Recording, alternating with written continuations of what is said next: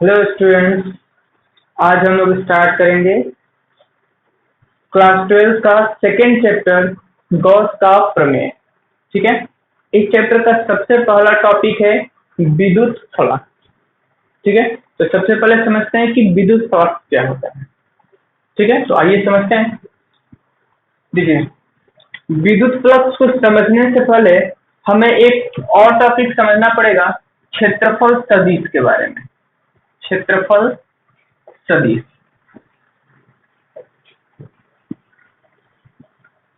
ठीक है, देखिए, अभी तक हम लोग पिछले क्लासों में जो पढ़ते आ रहे हैं वो ये पढ़े हैं कि क्षेत्रफल जो होता है वो एक अदिश राशि होती है। ठीक है, लेकिन अब हमें ये पढ़ना है कि क्षेत्रफल जो है वो एक सदिश राशि होती है।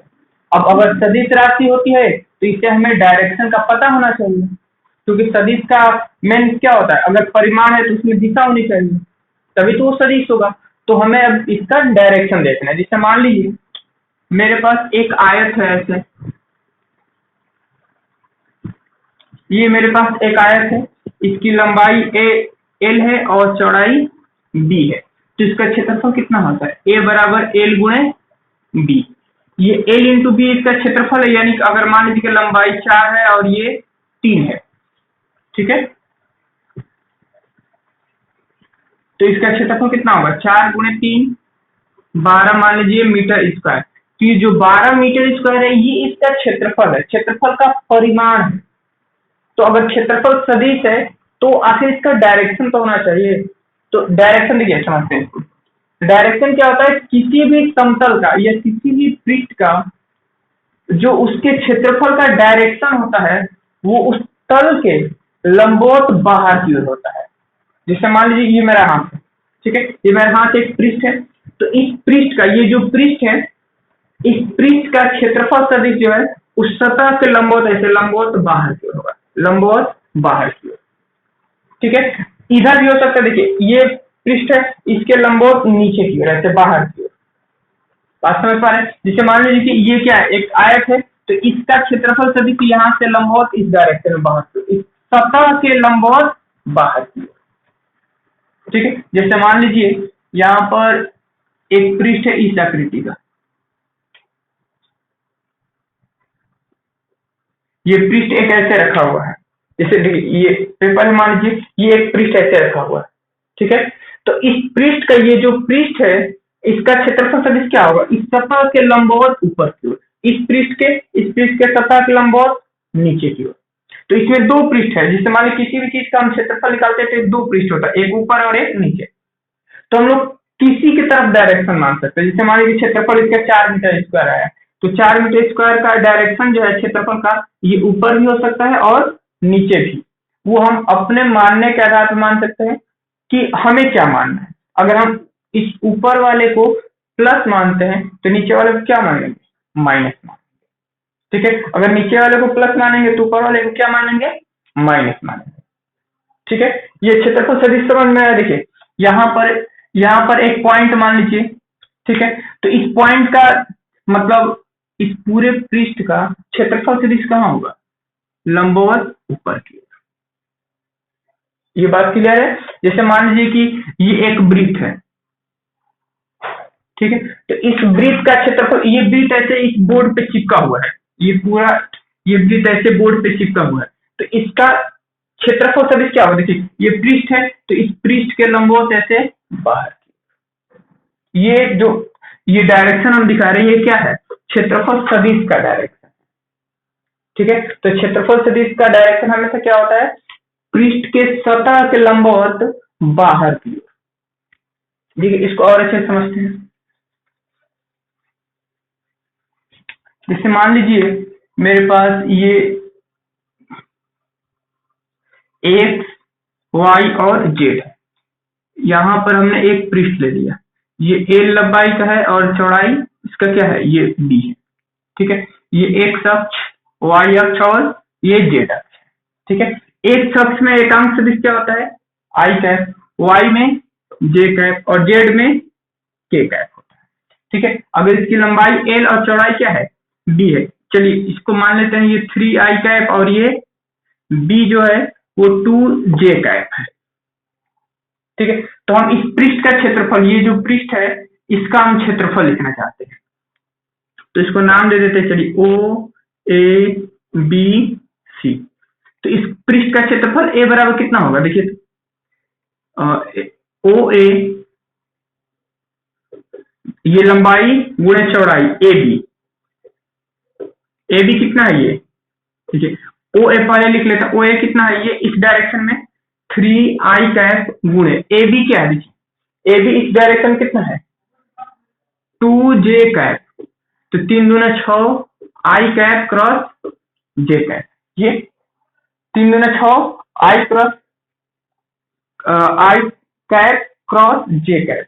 तो आई क्रॉस और जे कैप का मान कितना होता है, हम लोग सदिश में पढ़े हैं कि आई क्रॉस जे होता है के कैप, यानी कि 6 के कैप, ये सदिश का मान, मतलब ये क्षेत्रफल सदिश का, देखिए ये क्षेत्रफल सदिश का 6 जो है वो परिमाण है, और के कैप क्या है इसका डायरेक्शन है, जैसे ये देखिए इसका डायरेक्शन कैसे, ये एक्स अक्ष है और ये वाई ऊपर है, वाई अक्ष है। तो जेड अक्ष क्या होता है, ये वाला जो अक्ष होता है वो ऐसे होता है, ऐसे लंबवत बाहर की ओर। तो इसका देखिए ये इस तल में है, मतलब एक्स वाई तल में ये पृष्ठ है, तो इसका क्षेत्रफल सदिश का डायरेक्शन किधर बता रहा है, देखिए के कैप ऐसे इस डायरेक्शन में, मतलब कि इस पृष्ठ के क्या है लंबवत बाहर की ओर है। ये बात क्लियर है। अगर उसी तरह मान लीजिए कि एक और पृष्ठ है, यहां पे एक और पृष्ठ बना लेते हैं ऐसे,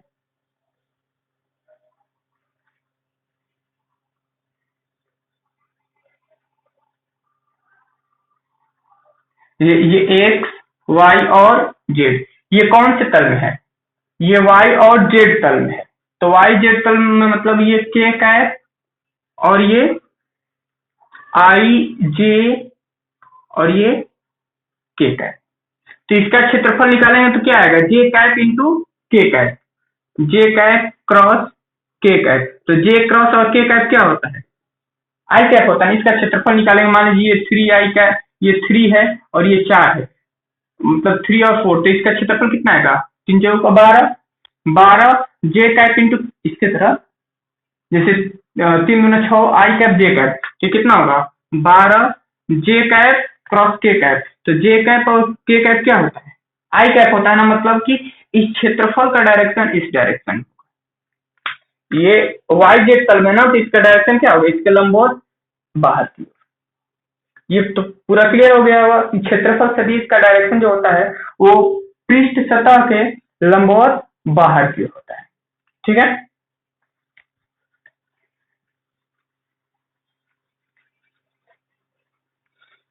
अब जैसे मान लीजिए कि कोई वृत्त है, ये ऐसे वृत्त है, ये ऐसे वृत्त है, ठीक है। तो इस वृत्त का क्षेत्रफल सदिश किधर है, ये इस डायरेक्शन, इसके लंबवत ऊपर की ओर।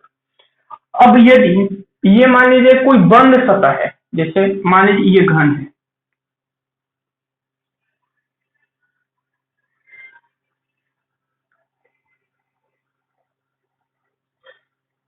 ये एक घन है, ठीक है।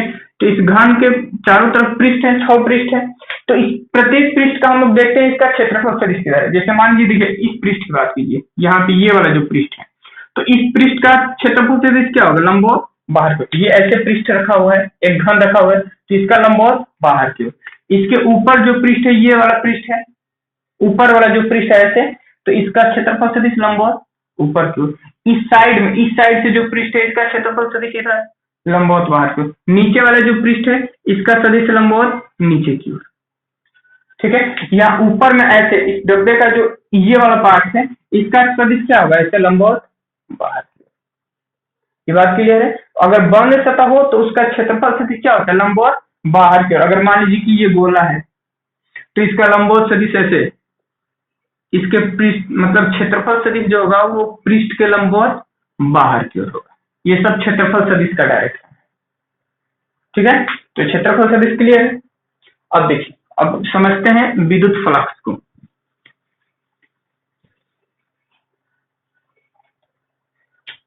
देखिए विद्युत फ्लक्स क्या होता है पहले इसको समझते हैं। विद्युत फ्लक्स का अर्थ होता है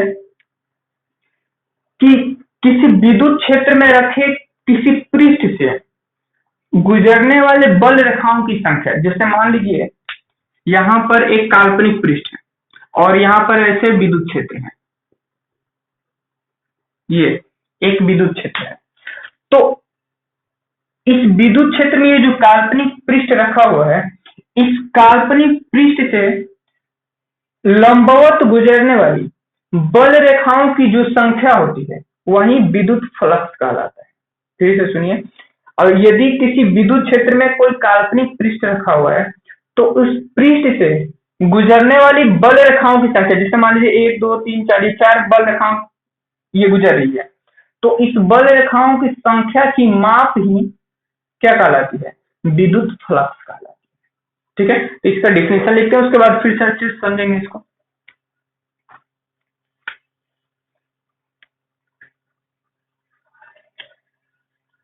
किसी विद्युत क्षेत्र में स्थित काल्पनिक पृष्ठ से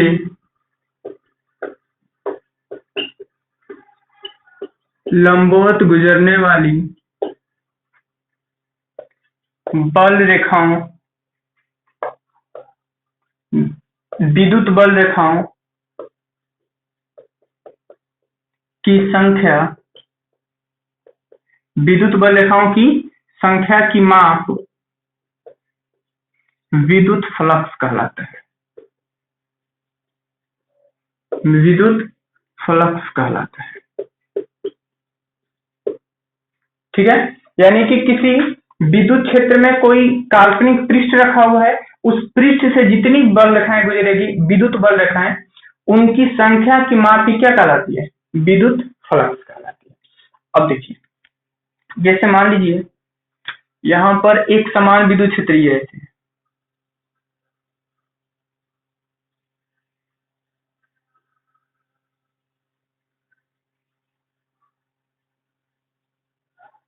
ये एक समान विद्युत क्षेत्र है। ठीक है, इस एक समान विद्युत क्षेत्र में मान लीजिए कि हम यहाँ पर एक काल्पनिक पृष्ठ की कल्पना करते हैं, A1। A1 एक काल्पनिक पृष्ठ है। तो इस ये एक समान विद्युत क्षेत्र E है। ठीक है, एक समान विद्युत क्षेत्र में क्या होता है? ये विद्युत बल रेखाओं की संख्याओं का ये जो बीच का गैप है, विद्युत बल रेखाओं के बीच का गैप, वो क्या होता है? एक समान होना चाहिए। तो ये विद्युत क्षेत्र क्या कहलाएगा? एक समान विद्युत क्षेत्र कहलाएगा। ठीक है, तो ये एक समान विद्युत क्षेत्र है और इसमें एक काल्पनिक पृष्ठ A1 है। तो इस A1 से गुजरने वाली बल रेखाओं की संख्या क्या कहलाती है? विद्युत फ्लक्स कहलाती है। तो हम मान लेते हैं कि यहाँ पर पृष्ठ A1 के लिए विद्युत फ्लक्स ∅1 है। ठीक है, हमने एक दूसरा पृष्ठ कल्पना किया यहाँ पे, जो इससे थोड़ा सा बड़ा था। यहाँ पे एक दूसरा पृष्ठ हमने क्या कल्पना किया? A2। ठीक है, अब इस A2 से गुजरने वाले बल रेखाओं की संख्या क्या है? पहले से अधिक है। यहाँ इसमें 3 था, इसमें कितना? 4 है। तो इसको हमने नाम दे दिया ∅2। ठीक है, अब हमने विद्युत क्षेत्र, देखिए ये विद्युत क्षेत्र एक ही है, एक समान विद्युत क्षेत्र है, मतलब विद्युत क्षेत्र नहीं बदल रहा है, वही है। अब हमने एक और इससे बड़ा पृष्ठ ले लिया, इसको नाम दे दिया A3। तो 1 2 3 4 5, इससे गुजरने वाले बल रेखाओं की संख्या पहले की तुलना में क्या है? अधिक है। तो जब विद्युत बल रेखाओं की संख्या अधिक है तो इसका विद्युत फ्लक्स क्या होगा? अधिक होगा ना, क्योंकि फ्लक्स बल रेखाओं की संख्या की माप ही फ्लक्स कहलाता है। तो इसके लिए हमने नाम दे दिया ∅3। अब देखिए, ये ∅1 जो है ये सबसे कम था, ∅3 सबसे अधिक है और ∅3 से ∅2 कम है, ये ऐसे। ठीक है, तो हमें एक चीज समझ में आता है कि जो विद्युत फ्लक्स है वो इस काल्पनिक पृष्ठ के क्षेत्रफल के समानुपाती होता है। मतलब कि यहाँ पर इसका क्षेत्रफल क्या था? कम था तो फ्लक्स कम था, क्षेत्रफल अधिक हुआ तो फ्लक्स अधिक हुआ, फिर क्षेत्रफल और अधिक हुआ तो फ्लक्स और अधिक हुआ। तो हम इसको लिख सकते हैं फाई जो है वो समानुपाती होता है क्षेत्रफल के। ठीक है, अब दूसरा कंडीशन समझते हैं। इसे मान लीजिए यहाँ पर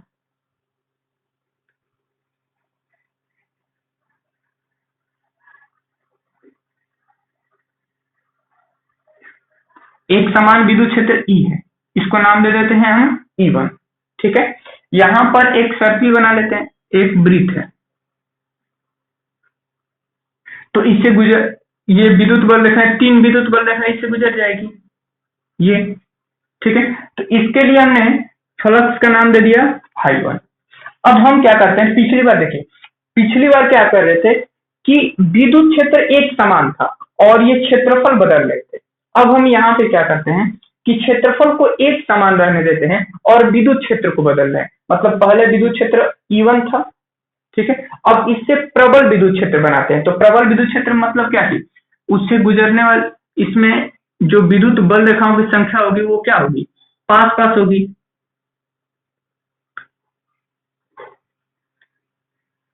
ठीक है। ये E2 विद्युत क्षेत्र है, तो इससे ज्यादा प्रबल है। और यही सर्कल, ये जो क्षेत्रफल है, इसको हम यहाँ पे बनाते हैं, इतना ही बड़ा है, ठीक है। अब देखिए, पहले इसमें से 3 विद्युत बल रेखाएं गुजर रही थी, अब क्या हुआ, अब इसमें से विद्युत बल रेखाओं की संख्या, मतलब जो इसके अंदर से गुजरने वाले बल रेखाओं की संख्या है वो बढ़ गई। तो कहना करते हैं कि यहाँ पर ∅1 फ्लक्स था और यहाँ पर हमने ∅2 फ्लक्स नाम दे दिया। तो यहाँ पे क्या हुआ, जब विद्युत क्षेत्र कम था तो उस सर्किल से, मतलब इस क्षेत्रफल से, यानी इस पृष्ठ से कम फ्लक्स गुजरा, मतलब कि बल रेखाओं की संख्या कम गुजरी, तो फ्लक्स यहाँ पे कम था। जैसे ही विद्युत क्षेत्र बढ़ा, विद्युत क्षेत्र बढ़ने से इतने ही पृष्ठ के क्षेत्रफल से, उतना ही क्षेत्रफल से गुजरने वाले बल रेखाओं की संख्या क्या हो गई, बढ़ गई। यानी कि अगर विद्युत क्षेत्र बढ़ता है तो भी फ्लक्स क्या होता है, वो भी बढ़ता है। यानी कि यहाँ पर देखिए, यहाँ पे ∅2 ग्रेटर क्या है, ∅1, यानी कि ∅2 जो है वो पहले से अधिक है। तो ये अधिक क्यों है, क्योंकि इसके लिए विद्युत क्षेत्र अधिक है और इसके लिए विद्युत क्षेत्र क्या है, कम है। तो पहले ये समझ में आया था कि विद्युत फ्लक्स क्षेत्रफल के समानुपाती होता है, और यहाँ पे फ्लक्स क्या होता है, विद्युत क्षेत्र के भी समानुपाती होता है। यानी कि अगर विद्युत क्षेत्र बढ़ेगा तो क्या होगा, फ्लक्स भी बढ़ेगा, ठीक है। अब तीसरा कंडीशन ये समझते हैं, अगर मान लीजिए ये विद्युत क्षेत्र यही है,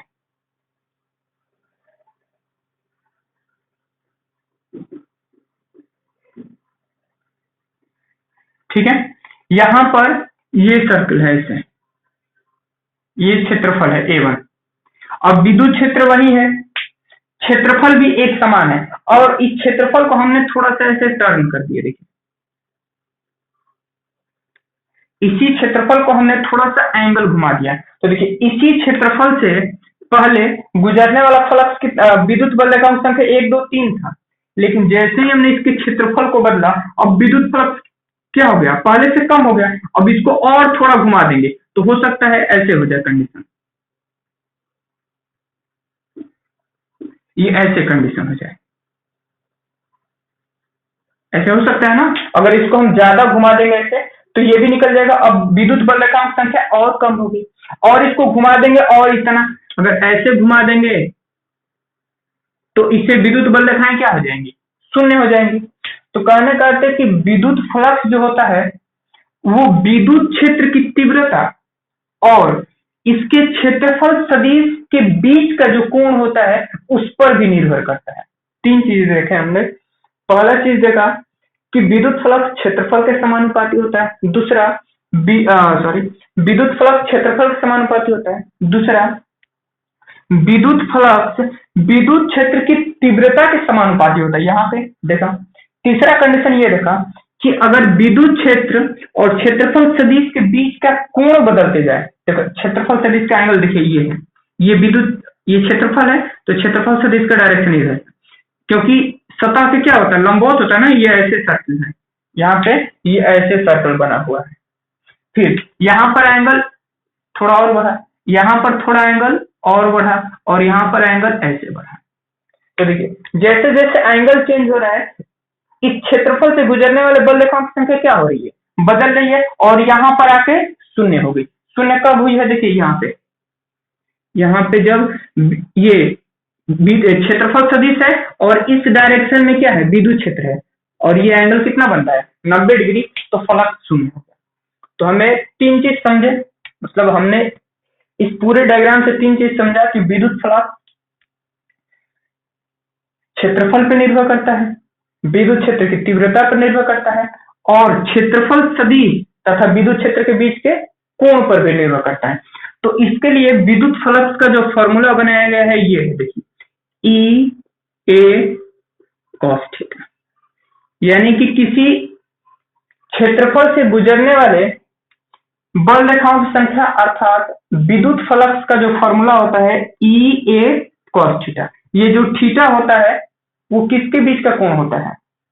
विद्युत क्षेत्र और क्षेत्रफल सदिश, क्या चीज? क्षेत्रफल सदिश, ना कि केवल क्षेत्रफल।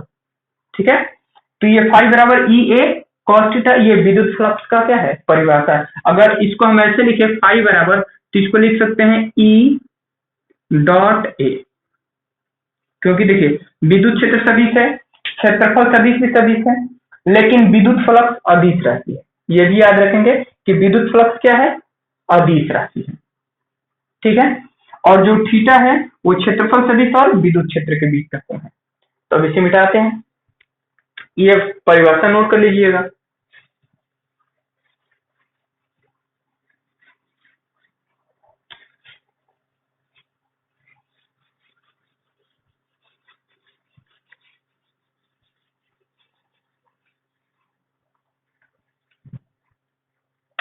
देखिए विद्युत फ्लक्स का फॉर्मूला क्या लिखे? ई ए कॉस थीटा, यानी कि फाई बराबर ई डॉट ए। ठीक है, तो ये दो सदिशों का देखिए अदिश गुणनफल है। ई डॉट मतलब E dot sorry vector E dot vector A है। ठीक है, तो दो सदिशों का अदिश गुणनफल क्या होता है? एक अदिश राशि होती है, तो फाई भी क्या होगा? अदिश। ठीक है, यानी कि विद्युत फ्लक्स क्या होता है? अदिश राशि होती है। फाई का मात्रक, फाई का मात्रक यानी कि विद्युत फ्लक्स का मात्रक, देखिए कैसे लिखेंगे? ये विद्युत क्षेत्र का मात्रक क्या होगा? विद्युत क्षेत्र का मात्रक होता है न्यूटन बाई कूलम। ठीक है, और ए क्या है? क्षेत्रफल से क्षेत्रफल का मात्रक metre square, newton by coulomb into metre square, ये हो गया फ्लक्स का मात्रक। और फ्लक्स का बीमा लिखते हैं, बीमीय सूत्र। तो देखिए फ्लक्स का बीमीय सूत्र क्या होगा? न्यूटन क्या है? बल का मात्रक है, तो M L T minus two, बल का बीमीय सूत्र ये हो गया M L T minus two. ये कूलम, कूलम क्या है? आवेश का मात्रक है ना, तो आवेश के लिए बीमा हम लोग लिखे हैं ए इंटू टी, और एम क्या है? मीटर है, मीटर किसका मात्रक है? लेंथ का, तो लेंथ के लिए क्या लिखते हैं? एल, और स्क्वायर है तो स्क्वायर। तो ये कितना हो जाएगा? एम एल के पावर 1 2, एल के पावर 3, टी के पावर माइनस 2, और इसके पावर 1 है, ऊपर जाएगा तो एक और हो जाएगा, टी के पावर -3 हो जाएगा, और ए ऊपर जाएगा तो ए के पावर -1। ये हो गए मात्रक और इसका बीमीय सूत्र। ठीक है, अब इसमें हमें केस पढ़ना है कि कब विद्युत फ्लक्स अधिक मतलब अधिकतम होता है, कब विद्युत फ्लक्स न्यूनतम होता है।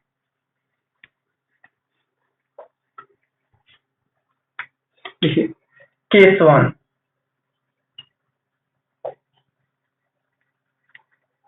अब देखिए यहाँ पे, अब मान लीजिए कि विद्युत क्षेत्र, ये विद्युत क्षेत्र है। ठीक है, और यहां पर एक वृत्त है ऐसे। ठीक है, तो इस वृत्त का क्षेत्रफल सदिश का डायरेक्शन क्या होगा? इस डायरेक्शन में होगा ना। ये वृत्त ऐसे रखा हुआ है, ये ऐसे वृत्त है, तो इसका क्षेत्रफल सदिश डायरेक्शन इधर होगा। अगर वृत्त ऐसे होता तो क्षेत्रफल सदिश इसके सतह से लंबवत ऐसे बाहर की होता। ये ऐसे वृत्त रिंग है, ऐसे रखा हुआ है। ठीक है, तो देखिए यहाँ पर विद्युत क्षेत्र इस डायरेक्शन में है, और इसका क्षेत्रफल सदिश भी क्या है? इसी डायरेक्शन में है। तो यहाँ पे थीटा क्या होगा? थीटा बराबर 0 डिग्री। कैसे? देखिए क्षेत्रफल सदिश इसी डायरेक्शन में और विद्युत क्षेत्र भी इसी डायरेक्शन में, तो थीटा क्या हो जाएगा? ये ई और ए दोनों एक ही डायरेक्शन में, तो थीटा क्या हो जाएगा? 0 हो जाएगा। ठीक है, तो फाई बराबर क्या होता है? ई ए कॉस थीटा, तो ई ए कॉस 0, तो यहाँ पे क्या आएगा? ई ए। ये फाई मैक्सिमम कहलाता है। फाई बराबर ई इंटू ए, ठीक है। ये मैक्सिमम कहने का अर्थ है कि जब विद्युत क्षेत्र और क्षेत्रफल सदिश के बीच का कोण क्या हो, 90 क्षेत्रफल सदिश और विद्युत क्षेत्र के बीच का कोण 0 डिग्री हो, तो उस समय विद्युत फ्लक्स क्या होता है, सबसे अधिकतम होता है, मैक्सिमम होता है। क्योंकि देखिए यहाँ पे ऐसे विद्युत बल रेखाएं गुजर रही है, यहाँ पर एक पृष्ठ रख देंगे तो सबसे ज्यादा विद्युत बल रेखाएं गुजरेगी। अगर इससे कम कर दिया जाए, एंगल कम कर दिया जाए, तो विद्युत बल रेखाओं की संख्या हो जाएगी, कम हो जाएगी, ठीक है। तो ये केस 1 हुआ। जब यहाँ पे लिख सकते हैं, जब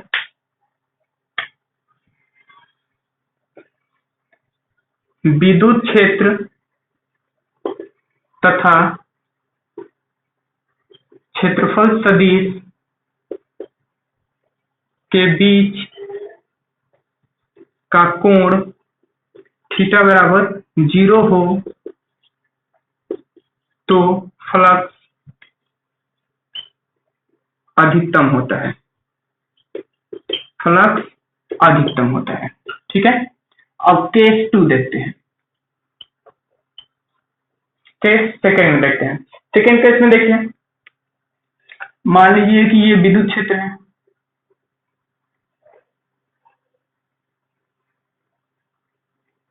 ये विद्युत क्षेत्र ई हो गया। अब इसमें हम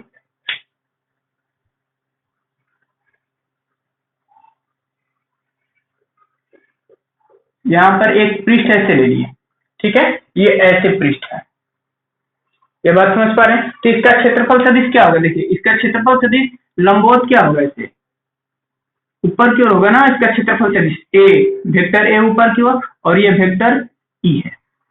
तो अब देखिए क्षेत्र, ये डायरेक्शन इधर है, ठीक है, और क्षेत्रफल सदिश क्या है, ऊपर की ओर है।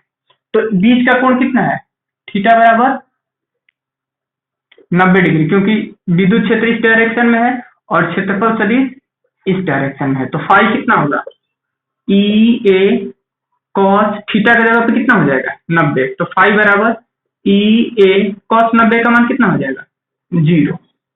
तो फाई बराबर क्या हो जाएगा, ई ए 0 से गुणा हो तो क्या हो जाएगा, 0। ऐसे देखो दिख भी रहा है यहाँ पे क्षेत्रफल सदिश, मतलब कि ऐसे विद्युत बल रेखाएं गुजर रही है और इसके पृष्ठ में ऐसे कोई हो, ऐसे कोई पृष्ठ हो, मतलब विद्युत बल रेखा ऐसे गुजर रही है, पृष्ठ कोई ऐसे गुजरे, तो इस पृष्ठ से, मतलब इस पृष्ठ से गुजरने वाले बल रेखाओं की संख्या क्या होगी, 0 होगी। तो ये कंडीशन है, ठीक है। केस थर्ड देखते हैं, यहाँ पे केस थर्ड। अब देखिए, अगर मान लीजिए ये कोई पृष्ठ है और विद्युत बल रेखा ऐसे गुजर रही है,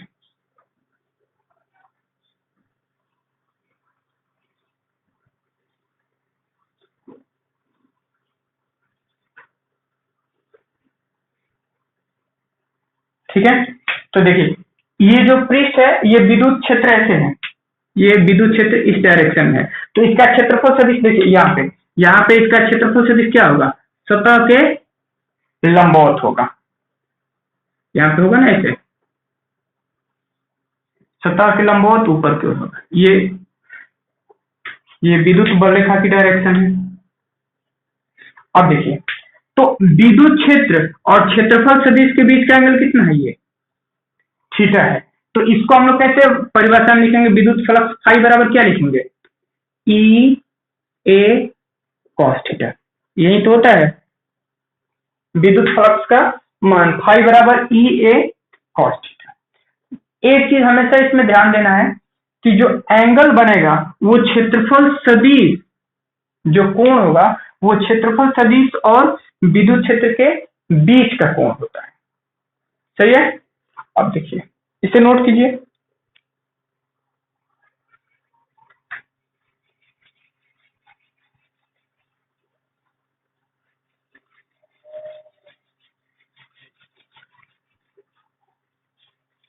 अब देखिए एक क्वेश्चन लेते हैं इस पे एग्जाम्पल के तौर पर समझने के लिए।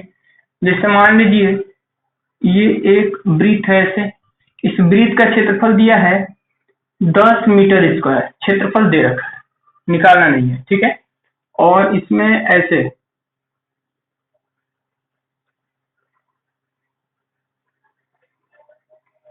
इस डायरेक्शन में विद्युत क्षेत्र है ये, ठीक है। ये इस डायरेक्शन में विद्युत क्षेत्र है। एक मिनट,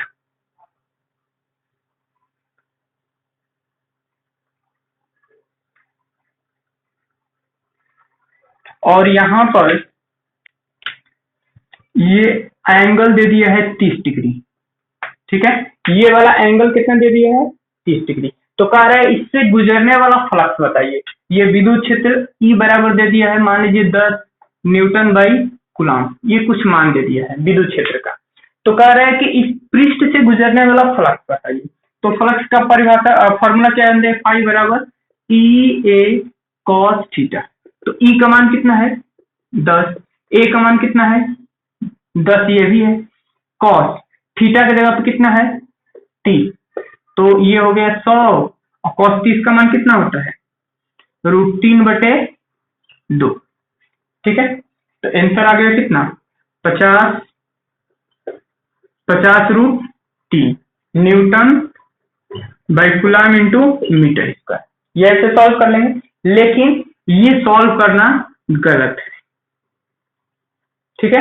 ऐसा क्यों गलत है? क्योंकि देखिए, इससे पहले भी बताए थे हम कि जो हमें एंगल लेना होता है, मतलब जो कोण, ये थीटा कोण लेना होता है, वो क्षेत्रफल सदिश तथा विद्युत क्षेत्र के बीच का कोण। तो देखिए, ये तो क्षेत्रफल सदिश के साथ थोड़े एंगल बन रहा है, नहीं बन रहा है। क्षेत्रफल सदिश तो यहाँ है, देखिए ये जो पॉइंट है लंबवत इसका क्षेत्रफल सदिश होगा ऐसे, और ये विद्युत क्षेत्र है, ये विद्युत क्षेत्र है ना इस डायरेक्शन में। तो एंगल तो हमें ये चाहिए ना, ये थीटा है। तो अगर मान लीजिए कि इधर थीटा बन रहा है, तो यहाँ पे क्या होगा? 60 डिग्री, यानी कि थीटा बराबर क्या होगा? 90 - 30 कितना आया? 60। हमें एंगल किसके बीच का लेना है? क्षेत्रफल सदिश। ये क्षेत्रफल सदिश का डायरेक्शन है, ये क्षेत्रफल सदिश है, और ये विद्युत क्षेत्र। तो यहाँ पे जो फॉर्मूला है, थीटा की जगह पे क्या रखेंगे? थीटा की जगह पे 60 डिग्री रखेंगे, और cos 60 का मान कितना होता है? 1/2। तो आंसर आएगा 50 newton by coulomb into metre square, ठीक है। ये क्या है? विद्युत फ्लक्स, ऐसे निकालते हैं। चलिए इसे नोट कर लीजिए। तो हमेशा ये बात ध्यान रखिएगा, एंगल जो है वो क्या होगा? वो क्षेत्रफल सदिश और विद्युत क्षेत्र के बीच होगा। अब नोट कुछ पॉइंट नोट कीजिए। ये विद्युत फ्लक्स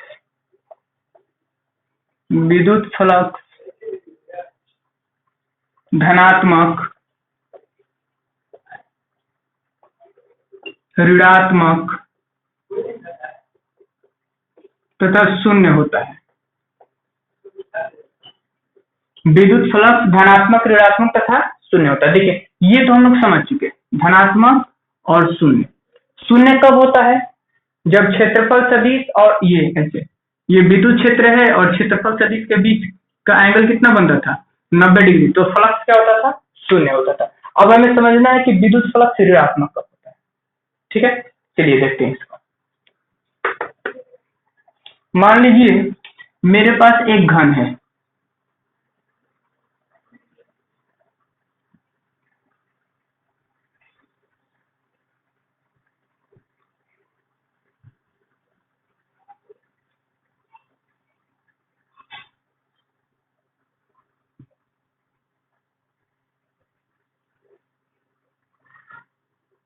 ये एक घन है, ठीक है। अब क्या है कि ये घन पूरा एक विद्युत क्षेत्र में, एक समान विद्युत क्षेत्र ई में है। ये घन एक समान विद्युत क्षेत्र ई में स्थित है, ठीक है। तो अब देखिए, ये जो पृष्ठ है यहाँ पे, ये जो साइड वाला पृष्ठ है, इसका क्षेत्रफल सदिश क्या होगा? लंबवत बाहर की ओर होता है। बताए तो थे कि किसी बंद सतह के लिए क्षेत्रफल सदिश क्या होता है? उसके पृष्ठ के लंबवत बाहर की ओर होता है, ठीक है। तो अगर यहाँ पर क्षेत्रफल सदिश लंबवत बाहर की ओर है और विद्युत क्षेत्र का डायरेक्शन देखिए इधर है, विद्युत क्षेत्र ई इधर है, तो इस पृष्ठ के लिए ये मान लीजिए कि पहला पृष्ठ है, तो पहले पृष्ठ के लिए अगर हम फलक से लिखे φ1, तो क्या होगा, ई ए कॉस, यहाँ पे थीटा कितना बन रहा है देखिए, विद्युत क्षेत्र इधर, विद्युत क्षेत्र का डायरेक्शन इधर और क्षेत्रफल सदिश इधर, तो एंगल कितना बनेगा यहाँ पे 180 बनेगा। तो क्या हो जाएगा, ई ए कॉस 180 का मान कितना होता है -1, तो माइनस ई इंटू ए, ये विद्युत फ्लक्स आया विथ निगेटिव। ठीक है, अब यहाँ पे देखते हैं ये वाला जो पृष्ठ है, ये देखिए ये पृष्ठ बाहरी पृष्ठ है, ऐसे ये बाहरी पृष्ठ है ना, ऐसे देखने में लग रहा है ना, ऐसे एक डब्बा है, तो यहाँ से ऐसे प्रवेश कर रहा है और ये इस साइड का पृष्ठ है इधर का, तो जो बाहर है उसका क्षेत्रफल सदिश किधर होगा, बाहर को, कभी भी क्षेत्रफल सदिश डब्बे के अंदर नहीं होगा। मान लीजिए ये डब्बा है तो इसके लिए इधर होगा और इस पृष्ठ के लिए इधर होगा, तो इसके लिए क्षेत्रफल सदिश इस डायरेक्शन में है। ठीक है, तो विद्युत क्षेत्र भी इसी डायरेक्शन में और क्षेत्रफल सदिश भी इसी डायरेक्शन में, तो थीटा बराबर कितना होगा 0। इसको हम दूसरा पृष्ठ मान लेते हैं, ये दूसरा पृष्ठ है, तो फाई बराबर क्या होगा, फाई 2 बराबर ई ए कॉस 0 डिग्री, तो फाई बराबर कितना आया, प्लस में कॉस 0 का मान 1 होता है, तो ए।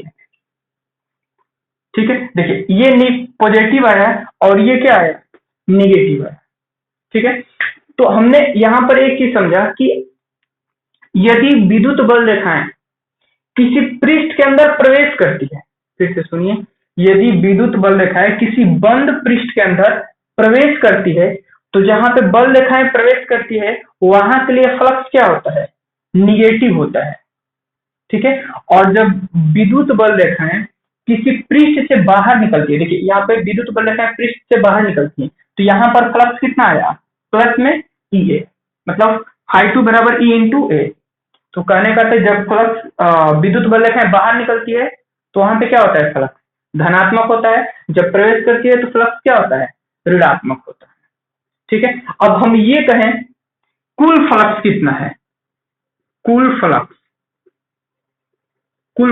फाई बराबर क्या लिखेंगे, फाई 1 प्लस फाई 2। ठीक है, तो फाई 1 का मान कितना आया था, देखिए तो माइनस ई आया था यहाँ पे, और फाई 2 का मान कितना आया था, प्लस ई ए, कुल कितना आया, माइनस ई प्लस ई 0। तो हम ये भी कर सकते हैं कि एक समान विद्युत क्षेत्र में यदि कोई बंद पृष्ठ है तो उस बंद पृष्ठ से गुजरने वाला कुल फ्लक्स 0 होगा। ऐसा क्यों, क्योंकि ऐसे भी समझ, देखिए जितनी विद्युत बल रेखाएं इसमें क्या हो रही है, प्रवेश कर रही है, तो जितनी विद्युत बल रेखाएं प्रवेश करेगी तो यहाँ पे फ्लक्स उतना ही निगेटिव, और जितनी विद्युत बल रेखाएं इससे निकलेगी उतना क्या होगा, पॉजिटिव। तो इधर पॉजिटिव फ्लक्स हुआ, इधर निगेटिव फ्लक्स हुआ, कुल फ्लक्स कितना हो गया, 0। तो ये बहुत ही इंपॉर्टेंट नोट है, इसको याद रखिएगा कि एक समान विद्युत क्षेत्र के अंदर यदि कोई बंद सतह है तो उस बंद सतह से गुजरने वाला कुल फ्लक्स 0 होता है। ठीक है, ये हो गया ऋणात्मक फ्लक्स भी हम लोग समझ गए कि जब प्रवेश करेगा तो निगेटिव, बाहर निकलेगा तो पॉजिटिव, और 0 तो समझ चुके हैं। 0 फ्लक्स कब होता है, जब क्षेत्रफल सदिश और विद्युत क्षेत्र के बीच का एंगल क्या हो, 90 डिग्री हो। एक और लास्ट कंडीशन इसमें बचता है, उसको भी समझ लेते हैं। देखिए, और यदि मान लीजिए मेरे पास अनियमित आकार हो, एक अनियमित आकार का ये कोई पृष्ठ हो, ठीक है, ये, और ये किसी विद्युत क्षेत्र में स्थित है, ये कोई विद्युत क्षेत्र ई में स्थित है। ठीक है, ये विद्युत क्षेत्र ई का डायरेक्शन है, तो कह रहा है कि इस अनियमित पृष्ठ से गुजरने वाला फ्लक्स कितना होगा, मतलब ये जो अनियमित पृष्ठ है इससे गुजरने वाला फ्लक्स हमें निकालना है। तो हम क्या करेंगे, देखिए ये जो पृष्ठ है अनियमित है, तो इसके पृष्ठ का जो क्षेत्रफल सदिश होगा वो हर एक पॉइंट पे अलग अलग होगा, क्योंकि इसका आकार अनियमित है ना। जैसे मान लीजिए देखिए इस पॉइंट की अगर हम बात करें यहाँ पर, तो इसके सूक्ष्म क्षेत्रफल का डायरेक्शन, मतलब सूक्ष्म क्षेत्रफल जो है उसका डायरेक्शन इधर आएगा। इस पॉइंट की बात करें अगर यहाँ पे हम लोग इस पॉइंट से, तो यहाँ पर सूक्ष्म क्षेत्रफल का डायरेक्शन इधर आएगा। ठीक है, तो इसको हम लोग ऐसे लिखते हैं, सूक्ष्म क्षेत्रफल से सूक्ष्म क्षेत्रफल के लिए फ्लक्स डी फाई, मतलब सूक्ष्म क्षेत्रफल के लिए फ्लक्स सूक्ष्म फ्लक्स होगा, क्योंकि अगर क्षेत्रफल सूक्ष्म होगा तो उसमें से गुजरने वाले बल रेखाओं की संख्या भी क्या होगी, सूक्ष्म होगी। और गुजरने वाले बल रेखाओं की संख्या को ही क्या बोलते हैं, विद्युत फ्लक्स बोलते हैं।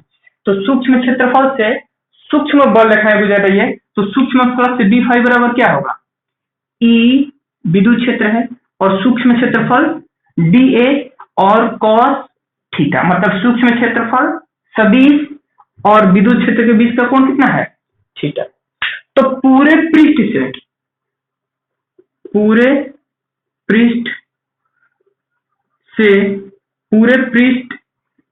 के लिए फ्लक्स, पूरे पृष्ठ के लिए कुल फ्लक्स क्या होगा, तो हम लोग क्या करते हैं, इसका इंटीग्रेशन कर लेंगे। तो इंटीग्रेशन फाई बराबर क्या होगा, इंटीग्रेशन डी फाई। तो फाई बराबर इंटीग्रेशन डी फाई का मान कितना रख देंगे, E D A cos theta, और यहाँ पे क्लोज इंटीग्रेशन लगाते हैं। ये चिन्ह जो है ये ऐसे, ये क्लोज इंटीग्रेशन का चिन्ह है, ये किसी मतलब क्लोज सरफेस के लिए लगाते हैं, ठीक है। तो फाई बराबर क्या हो जाएगा, E D A cos theta. इसको हम लोग वेक्टर में भी लिख सकते हैं, vector E dot D A, ठीक है। तो ये किसी अनियमित पृष्ठ के लिए विद्युत फ्लक्स था, ठीक है। तो उम्मीद करता हूं विद्युत फ्लक्स आप लोगों को अच्छे से समझ में आया होगा। यदि विद्युत फ्लक्स आप लोगों को एकदम अच्छे से समझ में आ गया होगा तो वीडियो को लाइक कीजिएगा, शेयर कीजिएगा और सब्सक्राइब कर लीजिए ताकि अगला वीडियो जब आए तो आपको नोटिफिकेशन मिल जाए, ठीक है। आज के लिए बस इतना ही। अगले लेक्चर में हम लोग गॉस का प्रमेय को प्रूफ करेंगे, उसको पढ़ेंगे, उसको अच्छे से समझेंगे, ठीक है।